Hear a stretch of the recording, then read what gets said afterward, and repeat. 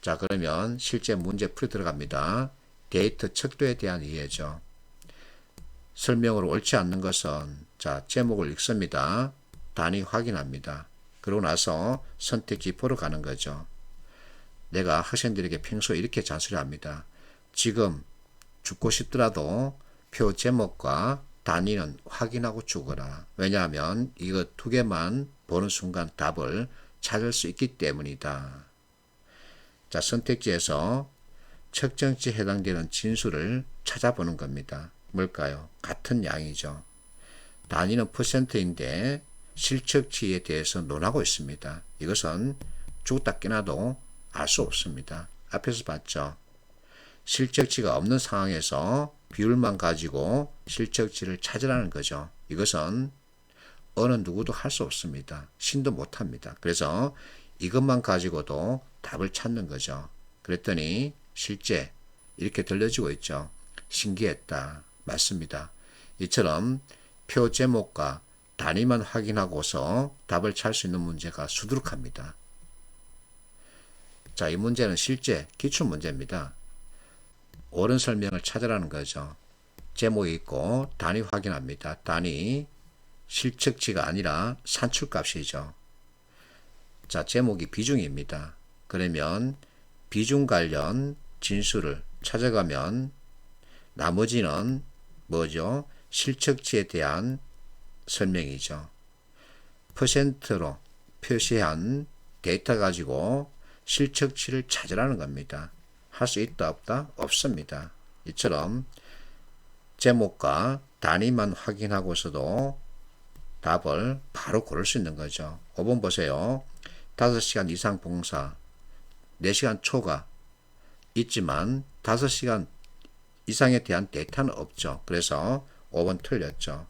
실제 확인하면 1시간 초과 2시간 이내 그러면 이 데이터죠. 영업 2팀 가장 적네요. 그래서 옳은 진술이죠.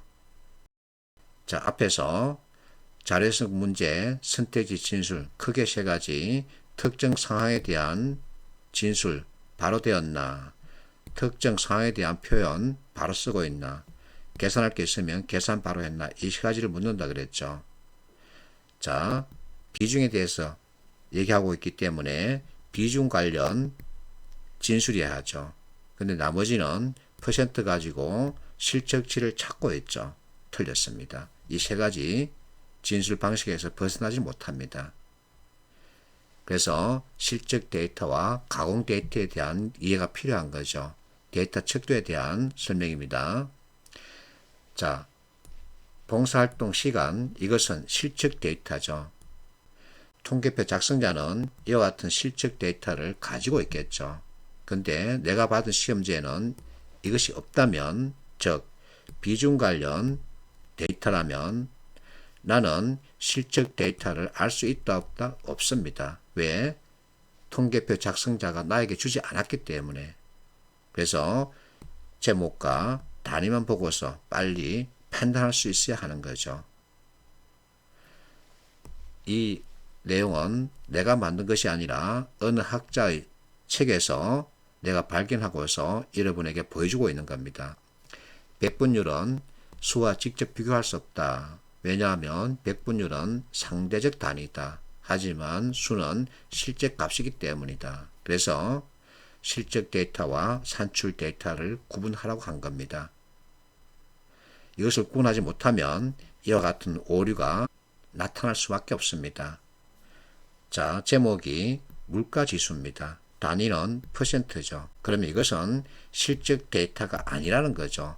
가공 데이터, 즉 산출값입니다. 근데 이 학생은 죽으라 계산하고 있죠.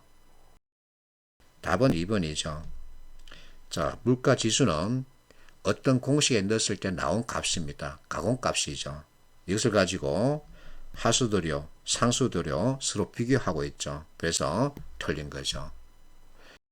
실적 데이터, 가공 데이터에 대한 이해가 있으면 이 문제 푸는데 10초도 안 걸립니다. 458번, 자, 변동값을 주고 있다 그러죠. 변동률입니다. 그러면 이렇게 정감이 생겼다는 얘기죠. 또는 상하락이 생겼다는 얘기입니다. 이것만 가지고 찾아가는 거죠. 자, 상승했다, 변동이 생겼다는 얘기죠. 두 번째, 오른 지역은 어디다, 변동이 생겼다는 얘기입니다. 상승세, 이것이 바로 변동에 대한 설명이죠. 2번을 보세요. 매매 가격을 묻고 있죠. 변동 관련 데이터 가지고 매매 가격을 논하라는 겁니다. 매매 가격은 실측 데이터죠. 변동률, 증가율이죠. 그래서 실측 데이터와 가공 데이터를 볼 줄 알면 이와 같은 복잡한 문제 푸는 데 걸리는 시간은 10초입니다. 이 문제는 PCM 문제입니다. 자, 인구 증가율이죠. 그러면 증감 변화가 있었다는 얘기입니다. 이 상황에 대한 진술 찾아가면 되죠. 1번 감소했다. 그 얘기는 증감 변화에 대한 설명이죠. 2번 증가율 자체는 증감 변화에 대한 설명 플러스 계산입니다. 3번 보세요. 역시 증가율에 대한 설명이죠. 5번 보세요. 증감 변화에 대한 설명입니다. 근데 4번은 인구수, 순위를 묻고 있죠. 증감 변화에 대한 정보 가지고 인구수, 순위를 정하라는 겁니다. 이 얘기는 실측 데이터를 찾으라는 얘기죠. 그래서 틀린 거죠. 그래서 나는 이렇게 말합니다. 수포자에게 자료해석이 엄청 쉬울 수밖에 없다. 왜? 계산을 안 하잖아요. 글을 읽고 그 글의 뜻을 헤아릴 줄 알면 되는 겁니다. 이와 같은 통계표가 있다. 선택지 진술 방식은 크게 세 가지다. 특정 상황에 대한 설명은 바른가?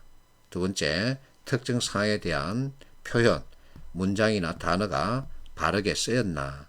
그리고 계산할 게 있으면 계산 바르게 했나? 이 세 가지 진술 방식에 대한 이해를 갖고 있으면 바로 답을 찾을 수 있죠.